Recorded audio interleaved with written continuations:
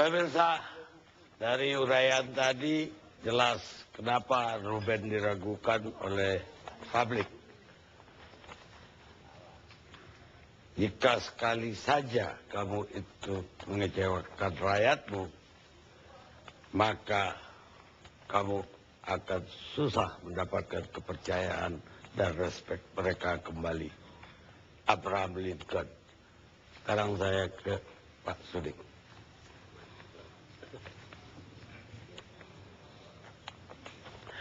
Sebagai anggota Komisi 3, gimana Pak Suding melihat problem? Bang Karni, saya kira kalau kita cermati pembicaraan dari tadi ya, saya kira memang nampak suatu keraguan-raguan dari pihak penyidik pun, lalu kemudian jaksa juga tidak secara tegas apa motif dibalik kasus Ruben ini, kan gitu. Nah sementara ini harus ada suatu mens rea gitu, ada suatu niat di situ apa yang melatar belakangi, lalu kemudian di situ terjadi namanya actus reus. Tidak akan terjadi actus reus kalau tidak ada suatu mens rea di dalam suatu tindak pidana. Nah, menurut saya bahwa ada suatu prinsip hukum yang harus betul-betul harus dipahami bahwa manakala masih ada suatu keraguan-raguan ya terhadap seorang tersangka atau terdakwa, itu tidak bisa dihukum, yang dalam bahasa Latinnya itu in dubio pro reo. Itu prinsip hukum bahwa ketika ada keraguan-raguan seorang terdakwa tidak dapat dihukum, dan ini mengarah kepada secara khusus merujuk kepada prinsip hukum presumption of innocence, asas praduga tidak bersalah. Nah, dalam kaitan kasus ini Pak Karni, bahwa memang kita juga sangat sadar benar bahwa masih banyak tindakan-tindakan ataukah langkah-langkah due process of law yang dilakukan oleh aparat penegak hukum kita yang memang juga seringkali menyimpang ya dari restoratif justice. Kalau tadi dikatakan dari pihak Mabes bahwa tidaklah kita mengedepankan restoratif, justru itu yang diinginkan oleh masyarakat sekarang ini, keadilan yang sangat substansi gitu loh. Jadi jangan lalu kemudian hanya mengejar ya keadilan prosedural dan mengabaikan keadilan substansi. Ini keinginan masyarakat itu bagaimana agar aparat penegak hukum ini betul-betul bertindak secara profesional ya. Itu dituntut saat sekarang ini. Saya kira begitu ya Pak Prof. Keadilan yang sangat substansi yang sangat diharapkan oleh masyarakat saat ini. Nah, Pak Karni, bahwa saya kira dalam kasus ini memang perlu ada suatu langkah-langkah hukum yang apalagi ini kan dijatuhi hukuman mati. Tadi siang kita rapat kerja dengan Kapolri, dan ini juga jadi pertanyaan dari kita. Pihak Kapolri pun tidak memberikan suatu penegasan ya, suatu jawaban yang tegas apa motif dibalik kasus ini. Saya kok khawatir ya, baik Komisi 3 maupun Kapolri nggak tahu bahwa hukum pidana kita tidak perlu membuktikan motif. Jadi bahwa orang itu melakukan dengan sengaja membunuh orang, bukti itu cukup, itu selesai. Motif itu peradilan Amerika, betul motif. Indonesia tidak mengenal motif. Motif itu sangat penting Pak Karni. Oke, dalam pasal 184 itu memang jelas bahwa alat bukti itu ada beberapa di situ. Iya. Tapi tidak semata-mata hanya didasarkan pada pengakuan seseorang, lalu kemudian pengakuan memang tidak, tapi saksi perlu. Tidak satu-satunya pengakuan, tapi saksi perlu. Tapi motif di Eropa kontinental atau yang kita pelajari dari hukum pidana Belanda memang tidak perlu dibuktikan. Iya, tapi di era sekarang ini Pak Karni, apalagi dengan kejahatan dan modus yang begitu. Iya, kita boleh masukkan dalam KUHP yang baru. Tapi untuk yang ada terjadi. Nah inilah yang menurut saya bahwa ke depan ya, kalau saat ini memang dengan kejahatan, jangan kita melihat kejahatan secara konvensional ya. Tapi kejahatan yang dengan modus-modus yang sangat yang begitu canggih, katakanlah seperti itu, harus dilihat dari apa yang melatar belakangi sehingga terjadinya kasus ini. Sama dengan kasus Senturi, katakanlah seperti itu, yang begitu rumit. Tapi itu harus dicari mensreanya apa gitu loh. Harus didalami. Nah, sama dengan tindakan-tindakan oleh penyidik. Jadi, tidak hanya sekedar lalu kemudian didasarkan pada pengakuan, apalagi ini adalah saksi mahkota. Lalu kemudian menunjuk seseorang, lalu kemudian juga ikut diproses kasus itu.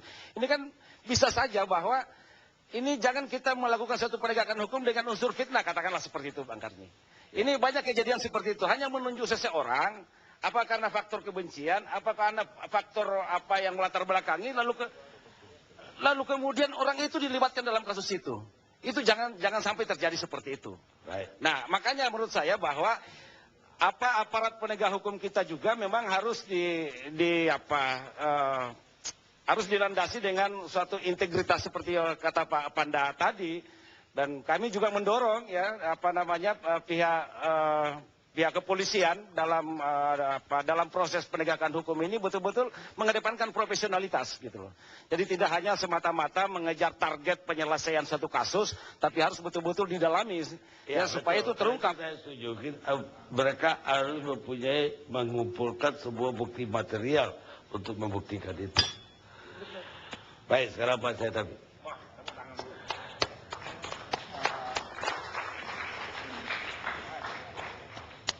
Terima kasih. Terima kasih Pak Karni. Sebetulnya kalau saya mendengar penjelasan baik dari pihak keluarga para tersangka maupun dari pihak aparat penegak hukum, terlepas dari penjelasan saudara siapa itu? Pengacara yang cukup terkenal ini di Jakarta, bahwa indeks hukum itu sudah sekitar 2, sekian. Kalau menurut saya saudara siapa itu, lupa namanya. Silakan Pak. Orang Batak itu yang barusan bikin statement bahwa indeks Mulia Lubis, saya ketemu sama Mulia Lubis di airport, saya bilang bukan 2 atau 3, sekian, kalau menurut saya sudah -1 sekarang ini. Sudah -1. Cerita yang seperti tadi saya dengar itu, saya mengingatkan saya kembali Pak Karni kepada cerita di masa yang lampau. Kasus Sung Kuning misalnya. Kemudian kasus yang polisi juga tidak bisa, apalagi kejaksaan, tidak bisa cuci tangan. Yaitu kasus Marsinga. Ya.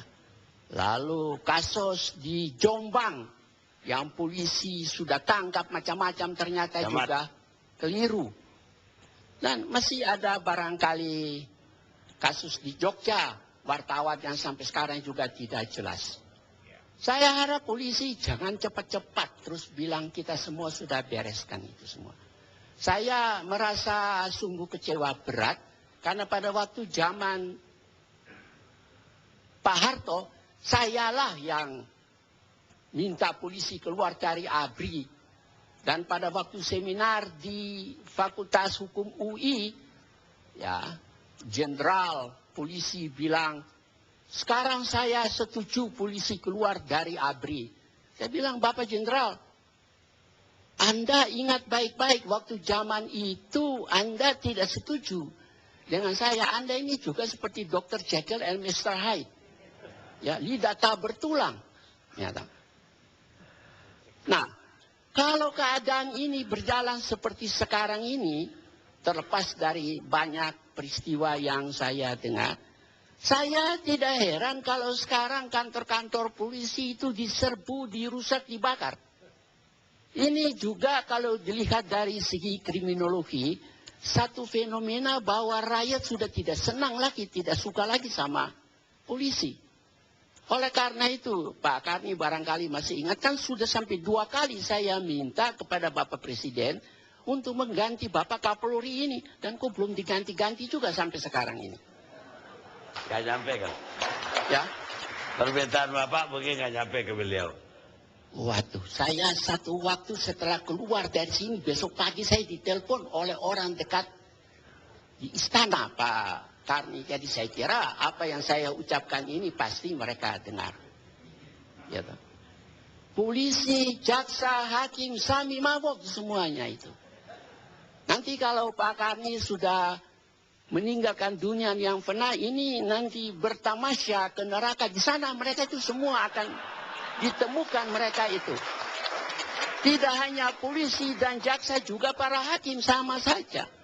Mau robah KUHP, mau robah KUHAP, percuma kalau mental para penegak hukum ini tidak diubah. Saya kira itu percuma saja. Saya mau ingin kasih tahu kepada, mumpung ada jenderal di sini, jenderal polisi. Jenderal muda, Pak. Baru jadi. Saya akan minta dari kenalan saya dari Padang, kebetulan tempatnya ibu kota Sumatera Barat yang Pak Karni kenal. Saya bilang kalau you lapor, saya perlu bukti. Ini sudah diputus, mempunyai kekuatan hukum tetap di Mahkamah Agung, masih sampai 2 kali diperkarakan di polisi meskipun sudah ada SP3. Ini bukan fitnah, bukan fitnah. Ya. Nanti saya sudah dengar Bapak Brigjen omong gini, mudah-mudahan tidak keliru ini. Saya akan kirim nanti, supaya tahu bahwa saya, tapi omong itu satunya kata dengan perbuatan, dan satunya mulut dengan tindakan. Saya mau ingin kasih tahu kepada para jaksa dan para polisi supaya mereka tahu. Saya tahu mereka kebetulan tidak baca buku ini, karena ini ditulis dalam bahasa kolonial. Strafrecht is een slecht recht. Hukum pidana itu adalah satu hukum yang jelek. Yang mengatakan ini, selain Bianchi, seorang guru besar kriminologi, itu juga seorang guru besar sebelum Perang Dunia Kedua, Profesor Dr. Leo Polak. Ya, dalam disertasinya The Sinderverhelding. Ya. Saya mau ingin kemukakan, tidak ada, tadi saya belum pernah dengar dari pihak kepolisian apakah ada penelitian secara forensik apa tidak. Rupanya berdasarkan ya biasa-biasa saja. Nanti terjadi kasus seperti Antasari itu. Bayangkan Antasari punya kasus itu sampai sekarang kan tidak jelas. Saya tidak membela Antasari, tetapi kalau saya mengikuti berita di surat kabar, polisi itu kok bego begitu besar ya. Pelornya itu tidak cocok, kok bisa menerima itu. Ya. Ya. Saya akan sedang mengikuti kasus ini terus. Tadi saya dengar ada perubahan kerja di Mahkamah Agung. Tidak ada gunanya, Pak, kalau mental-mental di Mahkamah Agung itu tidak berubah. Ya.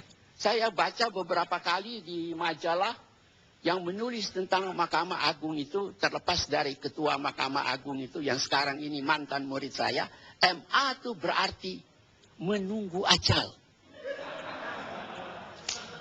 MA juga bisa berarti moralnya ambruk. Dan seterusnya. Apalagi istilah polisi dan jaksa. Oh, itu ada singkatannya. Kalau jaksa itu injak dan paksa kan begitu kan. Ya. Jadi Pak Gani begini. Saya ya memang ini kasusnya sudah berjalan. Apakah tidak pernah kasus yang rumit yang seperti itu? Kebetulan keluarga apa itu namanya, keluarga Tangkesalu saya kenal kalau saya tidak salah. Kalau memang orang itu adalah mantan perwira angkatan udara. Saya kenal itu keluarga itu. Nah, saya tidak mau ikut campur itu di sini. Tapi masa ini tidak ada pemeriksaan secara forensik, pemeriksaan. Kok biasa-biasa saja pemeriksaan. Ya kalau begitu pembantu saya di rumah juga bisa melakukan pemeriksaan seperti yang dilakukan oleh para polisi ini. Dengan tidak bermaksud untuk meremehkan mereka. Ya. Jadi begini Pak Brigjen, cobalah tolong sampaikan kepada Pak Kapolri. Kantor-kantor polisi yang dibakar itu bukan karena masyarakat di Papua itu sudah kesal. Di mana-mana. Di Medan. Nanti lama-lama juga bisa terjadi di Jakarta di sini. Ini semua salah satu indikasi bahwa rakyat sudah sebal. Ya toh. Apalagi cerita tentang narkoba. Ya toh. Ada pemeriksaan. Ini narkoba. Padahal dia tidak bawa narkoba, ditaruh. Saya bilang, kalau cerita seperti ini saya sampaikan, nanti saya bisa dituduh memfitnah polisi. Tapi katanya itu sudah umum ceritanya seperti itu. Nah, jadi saya pikir sebetulnya kasus seperti ini, saya pikir saya mau tolong disampaikanlah polisi itu jangan mengikuti teori-teori hukum progresif seperti yang diajarkan di Semarang itu. Itu cerita sudah basi gitu. Gitu.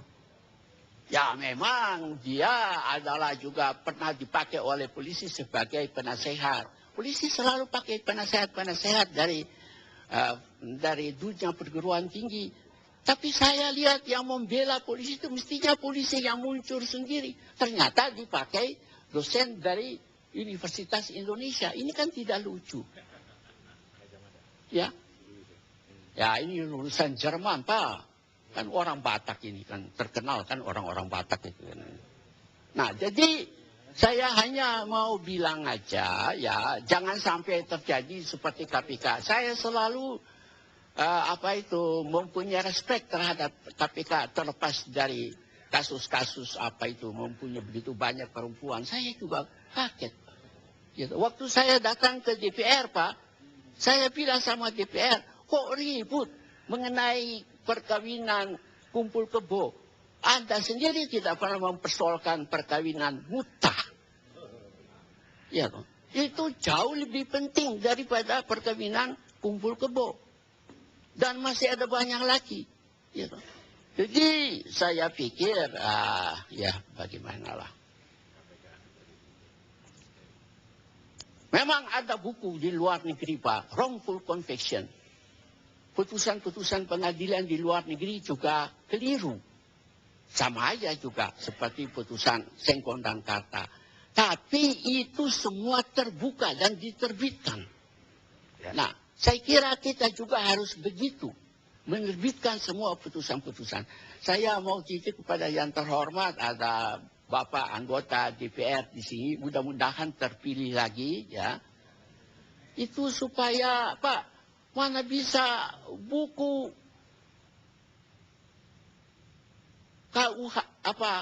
KHP ya Pak? Bukan Pak.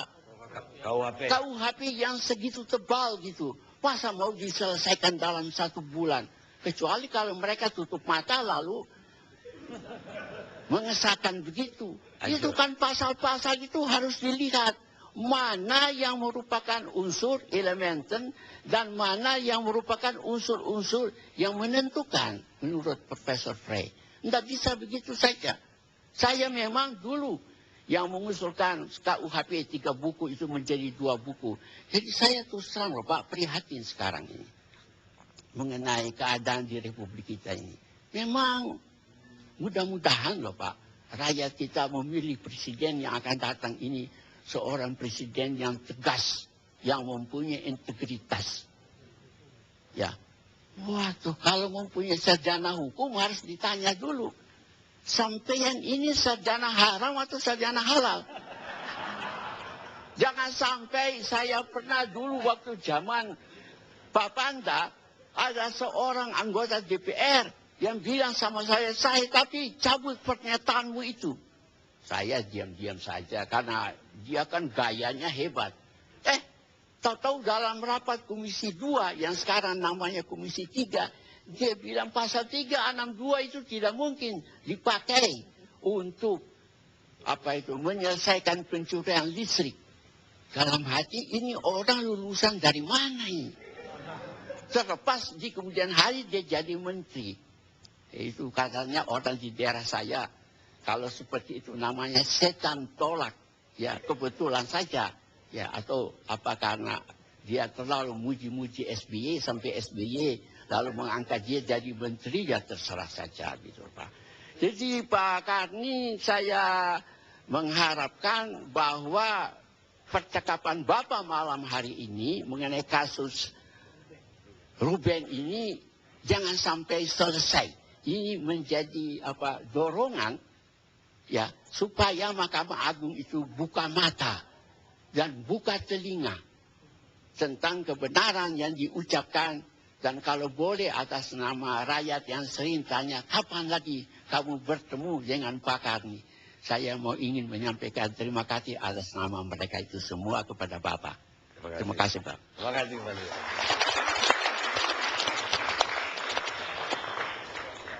Ya, saya mau minta dari mantan Hakim Agung Pak Benyamin kata penutup. Pak Karni, tahun 86 memang saya pernah menjatuhkan hukuman mati ya. Dan memang bagi seorang hakim yang menerima perkara yang kemungkinan jaksa akan menuntut hukuman mati, dia harus mempunyai indera yang keenam.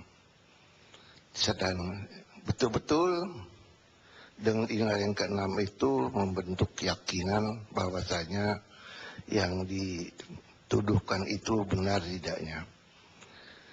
Dengan indera keenam itu juga akan menimbulkan ragu-ragu. Kita sudah tahulah kalau memang pendirian kita ragu-ragu, lebih baik kita lepaskan. Dalam kasus yang kita bicarakan ini, saya melihat bahwasanya jalan yang kemungkinan bisa ditempuh adalah keluarga maupun jaksa agung keluarga tereksekusi mengajukan permohonan kepada Kejaksaan Agung agar eksekusinya ditunda. Ya, karena ada kemungkinan, saya berharap bahwasanya Jaksa Agung itu memperhatikan apa yang diajukan, sehingga dengan demikian saya setuju bahwasanya pihak Kejaksaan Agung itu mengajukan PK yang kedua. Walaupun PK yang kedua ini akan menimbulkan masalah. Bagi saya masalah itu adalah bukan hanya kita mencapai satu kepastian hukum, saya sependapat dengan Pak Romli, tapi keadilanlah yang dicari. Dan berdasarkan itu, berdasarkan pengajuan PK yang kedua dari Kejaksaan Agung dan keluarganya, keluarga daripada yang pidana tereksekusi itu, saya mohonkan agar Mahkamah Agung tidak ragu-ragu dan tidak usah dikuh pakai walaupun kasasi atau PK yang pertamanya itu ditangani oleh ketua. Itu harapan saya. Jadi saya mohonkan agar Mahkamah Agung itu mencerminkan jawaban yang tersiar pada hari ini di ruangan ini, ya, bahwasanya memang ada keraguan dalam pelaksanaan perkara ini, terutama dalam soal eksekusinya. Terima kasih. Pemirsa, banyak keraguan-keraguan terhadap penegakan hukum dan pengadilan, bahkan Mahkamah Agung di negeri kita. Tapi pengadilan yang tertinggi melampaui pengadilan yang ada dalam sistem kita masih ada, yaitu pengadilan hati nurani. Pengadilan hati nurani itu melampaui batas ketinggian pengadilan apapun yang ada di dunia ini. Mahatma Gandhi. Kita ketemu ILC yang akan datang. Pak.